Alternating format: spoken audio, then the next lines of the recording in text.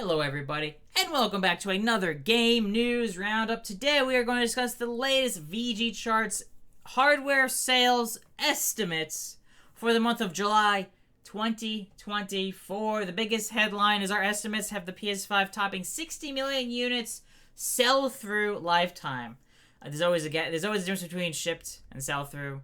What Sony gives us every quarter is shipment, and there's always, 2 or 3 million gap-ish between shipped and sell-through with how much it is currently selling. Obviously, the less popular console is, or whatever, the gap will be smaller, but I don't feel like going into that right now. But yes, so for the month of July, our PS5, we have our estimates at 963,000 units sold for July 2024 to bring us lifetime sales estimates up to 60.16 million units.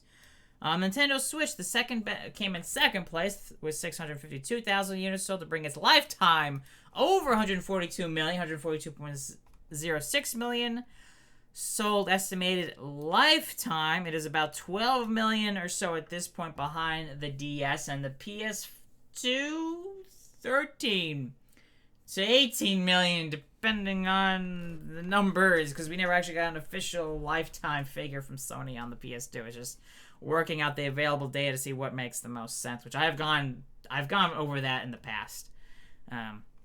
But yeah, and then the Xbox Series X and S sold 435,000 units to bring its lifetime estimated sales up to 29.64 million units. So there's a small chance the Series X and S tops 30 million in August. If not, you'll be topping 30 million in September.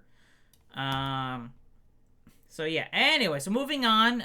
Generation on generation is something I always like to look at myself, so I always add it into these articles. So yeah, PS5 compared to the same month for the PS4, which would be July 2017. Actually, despite the PS5 selling nearly 1 million units, actually down by nearly 176,000 units compared to the equivalent month for the PS4, which sold 1.14 million units.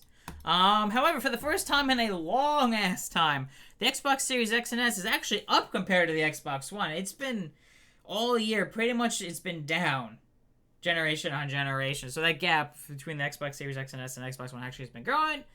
But in July, the Series X and S and the PS5 both saw a nice boost in the US. The biggest difference is half of the Xbox sales are in the US. Well, it's far less percentage-wise if PlayStation sales are in the U.S. That's why it looks a lot like almost like a bigger boost for Xbox, just because more of the sales of Xbox are in the U.S. than the other parts of the world.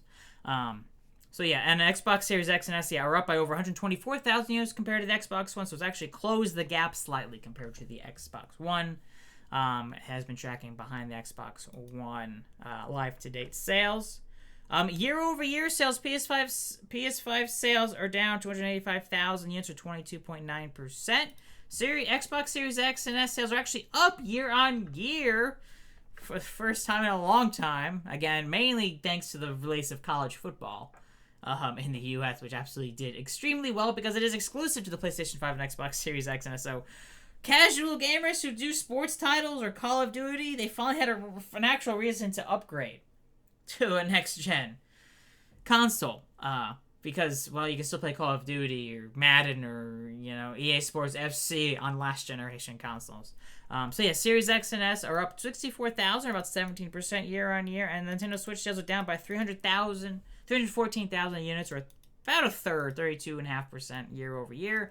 PS5 is down 3,000, or 87% year-over-year. Basically, at this point, the PS4 sales are just winding down. It's just the last bit of stock available is selling out, and definitely at the end of this year, we'll stop tracking the PS4, and it's going to end up at about 117.2 million lifetime when we stop tracking. Oh, it'll be about there, plus or minus 10K or whatever.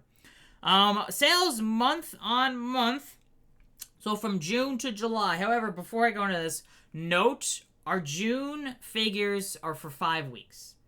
March, June, September, and December. All are 5-week months for us every time. So we get that same year-over-year comparison making sense. Well, obviously, July is 4 weeks. So, obviously, average sales per week, things are a bit different. So, the PS4 are down by nearly 29,000 month-on-month. Average weekly sales are actually up month-on-month. Xbox Series X sales are actually up 97,000 units, which means even the weekly sales are up by even more impressively, and then Switch sales are down by over 102,000 units. Our 2024 year-to-date sales, so from January through July, we have our PS5 at an estimated 7.45 million units sold, the Switch at 5.32 million units sold, and the Xbox Series X and S at 2.42 million units sold. Again, if you want to check everything out, link below in the description. So yeah, we just went over the worldwide estimates. I might as well quickly go over. And the Americas, so US, Canada, all of Latin America. PS5 for July, 427,000 units sold. Series X and S, 300,000 units. Switch, under 76,000. PS4 just a hair under 1,000. Europe estimates for July. You can see the big difference here. You see the difference between PS5 and Series X here in the Americas. Not, there is a difference, but, it's not a huge difference compared to what you see in Europe. But the PS5 at 250,000 units. So the Switch, 144,000. The Series X has 83,000. So you look at the gap there. Much bigger in Europe. The PS4, about 1,400 units sold, estimated in Europe for July. And then in Asia, which is Japan, mainland Asia, and the Middle East, we got the Switch at 317,000 units. So yeah, let's just say Japan. It's mainly Japan is really propping up Switch sales. Sales are down a lot more year over year in the West, in the Americas and Europe, compared to in Asia. So yeah, 317,000 across Asia estimated sales for the Switch, 250,000 for the PS5, and you can see the big difference here. Xbox has never been popular in Japan or really Asia. 28,000 for all of July for the Xbox Series X and S. However, relatively speaking, for Xbox, the Series X and S is selling well for Xbox. It has outsold the combined sales of the original Xbox and the Xbox One in Japan and counting. I mean, it's not going to top the 360 in Japan, but it is relative, especially compared to the Xbox One. It actually has like a little bit of a pulse. Well, the Xbox One sold pretty much nothing lifetime in Japan. While the Series X is like, well, there's a little blip, a tiny blip. And the PS4 was under 1,000 in Asia. And Oceania, Australia, New Zealand, surrounding islands or whatever, which is a small percent of that. PS5 about 30,000 estimated sales. Series X and S 22,000. Switch 13,000. The PS4 just 85. So that is the worldwide estimates for VGChartz for July 2024. And obviously, if you go on the front page, actually making some little tweaks. So if you come on here in the future and there's some minor differences to the front pages, because we were working on streamlining the front page just a little bit, just making things a little bit cleaner looking. And actually, one thing has already been done. But anyways, you can see here lifetime sales. Switch 142 million, as I mentioned before. PS5 60 million, and just under 29.6 million for the Series X and S. Obviously, see the percentage, the market share, but obviously Switch was out for 3.5 years longer.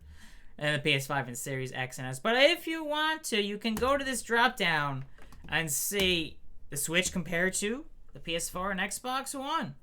And obviously you got handheld, 3DS and PlayStation Vita. You go to the full 8th generation, which makes the Switch to the Wii U.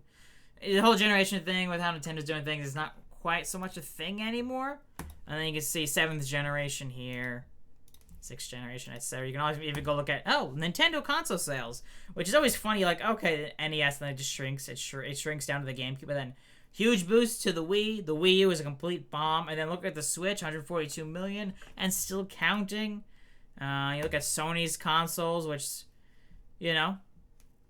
even its worst selling, more on the PS5 because it's still selling, and it should easily top 100 million lifetime. Probably get to with the way things are selling for the PS5, unless the PS6 comes out a year later, relatively speaking, PS5 is probably going to end up just short of the PS4 price. We're still probably talking like 110, 115 million units sold. Of course, if the PS6 doesn't launch until 2028, which means an 8 years between the PS5 and PS6, it'll probably then allow to sell the PS4. That's what we don't know at this point. Anyways, you know me, I can ramble on for a while, but I think that'll do it here for this video. If you enjoyed it, be sure to hit the like button. Be sure to subscribe. Thank you all so much for watching. Definitely be sure to subscribe, because I've noticed a slight uptick in subscribers of late. So anyone who subscribed recently, thank you so much. Or anyone who's been a long time viewer, I do appreciate it. I'm trying to get to 10. I know it's a small number, right? be nice to finally get to 10,000 subscribers at some point in the near future. But anyways, thank you all so much for watching. I'll catch you all next time for some more gaming news, gaming sales, and gaming industry information that I find interesting enough to talk about. So yeah, thank you all so much for watching. I'll catch you all next time.